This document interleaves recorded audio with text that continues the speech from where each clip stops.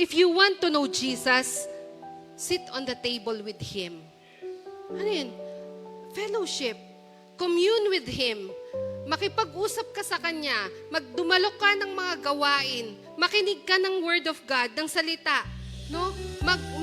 Makipag-sharing sa kapwa believer. If you want to know Jesus, sit on the table with Him. Revelations 3:20.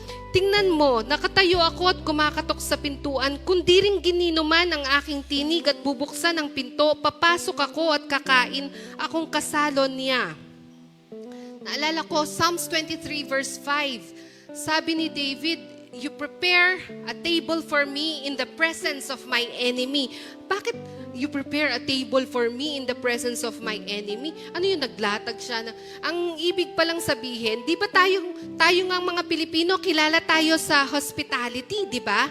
Yung wini-welcome natin, kapag winelcome natin yung guest, ilalabas mo yung pinakamagandang baso at plato at kutsarang silver. No? Tapos, dapat, darating sila ganyan. Kailangan maglinis muna tayo. Yung, palitan ng sapin yung kama at yung mga ng unan. Di ba? Yun yung hospitality natin. Yung pinakamasarap na pagkain, ihahapag. Dito, you prepare a table for me in the presence of my enemy. Tignan nyo yung close relationship ng ating Panginoon at ni David.